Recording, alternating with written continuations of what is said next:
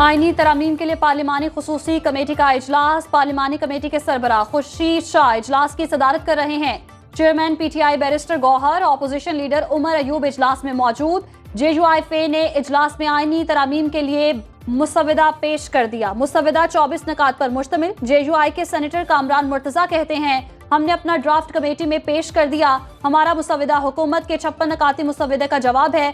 बताया गया कि आईनी केसेस 200 हैं, इसके लिए आईनी अदालत बनाना मुनासिब नहीं, इसका हल सुप्रीम कोर्ट के बेंच बनाना है। मौलाना फजलुर रहमान और बिलावल भुट्टो इजलास में शरीक नहीं हुए।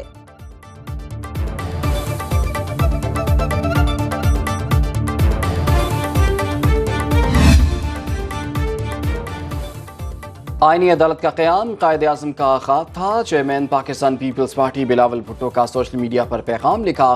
कायद-ए-आज़म ने सबसे पहले वफाकी आईनी अदालत की तजवीज़ पेश की। कायद-ए-आज़म मोहम्मद अली जिन्ना की यह तजवीज़ तकरीबन पीपल्स पार्टी की पेश करदा तजवीज़ से मुमासलत रखती है। पीपल्स पार्टी और जेयूआई के मुश्तरका ड्राफ्ट पर अहम इजलास कुछ देर बाद जरदारी हाउस में होगा। शेर रहमान, नवीद कबर, सेनेटर कामरान मुर्तजा शिरकत करेंगे।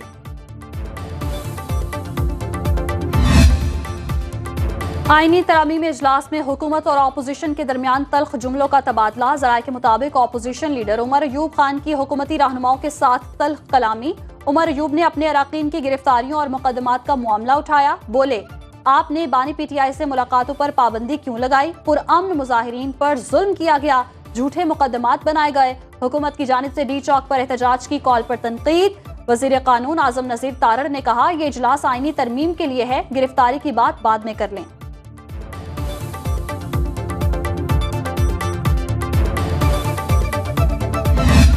बस एक बात जो है, इमरान खान को रिहा किया जाए। इमरान खान के अलावा इनकी कोई डिमांड नहीं है। उनको मुल्क के हवाले से, मुल्क की तरक्की से हवाले से इनके ज़हन में पाकिस्तान का कोई वजूद नहीं है जिसके अंदर इमरान खान हुक्मरान ना हो। वज़ीर दिफा खालिद आसिफ कहते हैं कि पीटीआई इंतशार फैलाने से बाज नहीं आ रही। अदलिया पीटीआई की एहतजाजी कॉल का नोटिस ले। सियालकोट में न्यूज़ कॉन्फ्रेंस बोले कि पीटीआई के शोहदा तो किसी के जनाजे में नहीं जाते, ये दोबारा 9 मई बर्पा करना चाहते हैं। ये तो दहशतगर्दी के वाक़यात की मजम्मत तक नहीं करते। नून लीग रहनुमा लाल चौधरी का कहना है कि हम इस एहतजाज की मजम्मत ही नहीं, मुरम्मत भी करेंगे। क्या इससे मुल्क तरक्की करेगा? शंघाई ताउन कौंसिल इजलास पाकिस्तान में कई दहाइयों के बाद हो रहा है। एहतजाज करके ये दुनिया को क्या दिखाना और बताना चाहते हैं? पीटीआई एहतजाज रियासत को ब्लैकमेल करने के लिए कर रही है।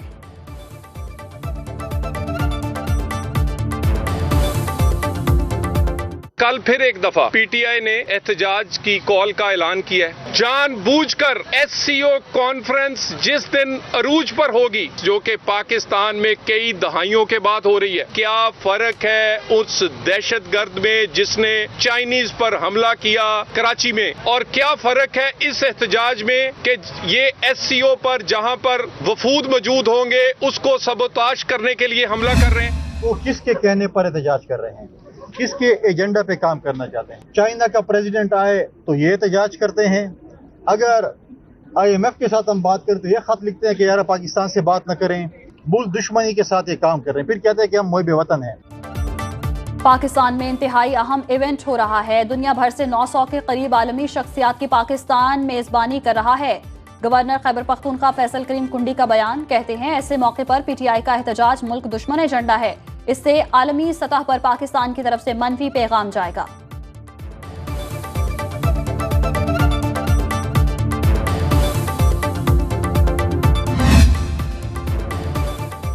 शंघाई ताउन तंजीम इजलास की तैयारियां मुकम्मल। वज़ीर आज़म शहबाज शरीफ का दौरा इस्लामाबाद। आम इजलास में मेहमानों के इस्तकबाल के लिए इंतजामात पर हुक्काम की ब्रीफिंग। नेशनल कोऑर्डिनेटर्स के इजलास का दूसरा रोज। सरबराह इजलास के लिए एजेंडा, दस्तावेजात और दीगर मामलात को हतमी शक्ल दी जा रही है। 3 रोज़ा इजलास 14 अक्टूबर तक जारी रहेगा। इजलास में शिरकत के लिए दीगर तमाम रुकन ममालिक से नेशनल कोऑर्डिनेटर कल इस्लामाबाद पहुंचे थे।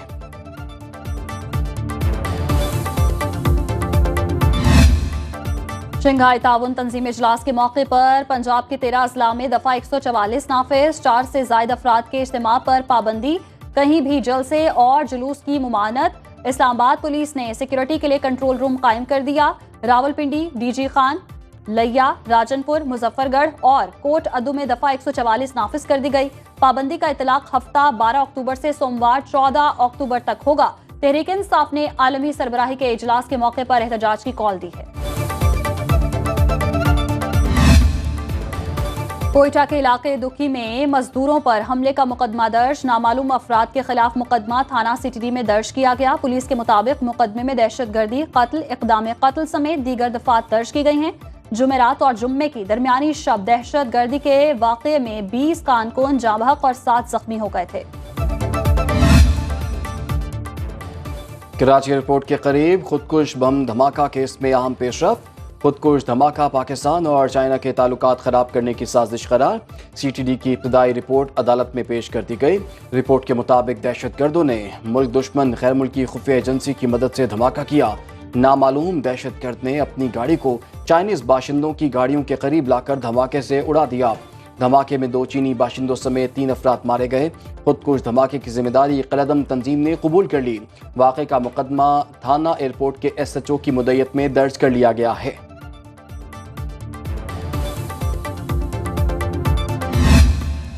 शहर कायद में स्ट्रीट क्राइम्स ना रुक सके। पुलिस जराइम पेशा अफराद के सामने बेबस। रवां बर्स 15,000 मोबाइल फोन्स, 14,000 से ज्यादा मोटरसाइकिलें छीन ली गईं। डकैती मजाहमत पर 100 शहरी जान से हाथ धो बैठे। IG सिंध गुलाम नबी मेमन ने स्ट्रीट क्राइम्स को चैलेंज करार दे दिया। कहते हैं अदलिया समेत सबको अपना किरदार निभाना होगा।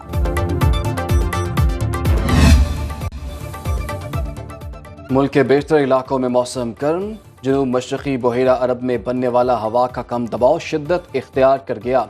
कराची में हवा का कम दबाव मगरिब की जानिब बढ़ रहा है। महकमे मौसमियात के मुताबिक पंजाब, खैबर पख्तूनख्वा और बलूचिस्तान में फिलहाल बारिश का इम्कान नहीं। मरी में मौसम सुहाना हो गया। दिलफरेब नज़ारों से महजूज होने के लिए सयाहों की आमद का सिलसिला जारी।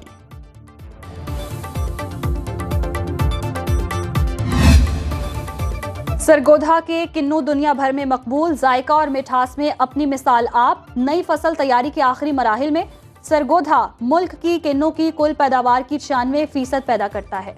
रवां साल मौसमियाती तब्दीलियों और मुख्तलिफ बीमारियों के बायस किन्नू की पैदावार कम होने का इम्कान।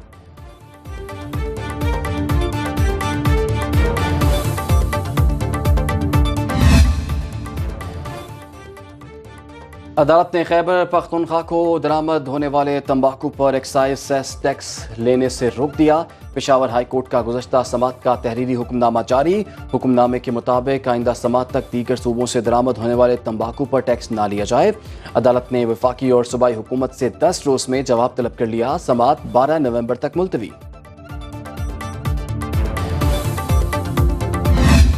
पाकिस्तान स्टॉक मार्केट में इस हफ्ते भी नए रिकॉर्ड बनने का सिलसिला जारी रहा। सऊदी अरब से बड़ी सरमायाकारी की तवक्कुआत। ज़र मुबादला के ज़खायर $16 अरब से तजावुज़ करने और तारीख की बुलंद तरीन तरसीलात ज़र ने सरमायाकारों को नया एतमाद दिया। 100 इंडेक्स में 1950 से ज़ायद पॉइंट्स का गैर मामूली इजाफा रिकॉर्ड। ट्रेडर्स ने $1 अरब मुनाफा कमाया। गैर मुल्की सरमायाकारों का इनखला इस हफ्ते भी जारी रहा। $8 करोड़ 14 लाख के हिस्से इस मार्केट में फरोख्त हुए।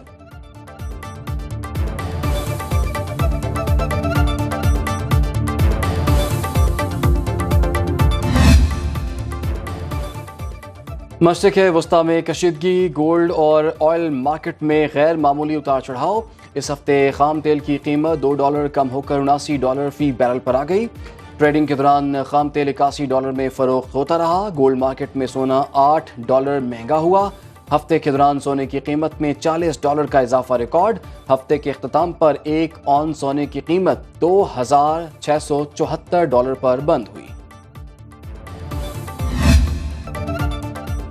अक़वामे आलम जारे मिजाज इसराइल के सामने बेबस। सेहोनी फोर्सेस की लबनान और गजा में वहशियाना कार्रवाइयां जारी। बैरूत में हमले में शिद्दत। 24 घंटे में 60 अफराद शहीद, 170 से ज्यादा जख्मी। लबनानी वजारत सेहत के मुताबिक इसराइल ने बैरूत और बीका वादी पर 57 से ज्यादा फजाई हमले किए। शिमाली गजा में बमबारी से 15 फलस्तीनी शहीद। जिबालिया, रफा और दिरुल बलाह में हमलों में 63 अफराद शहीद।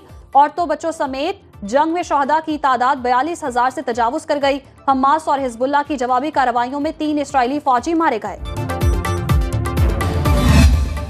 इसराइल पर हमले के बाद अमेरिका ने ईरान पर नई पाबंदियां आयद कर दी। अमेरिका की जानिब से ईरानी तेल की तिजारत पर पाबंदी लगाई गई।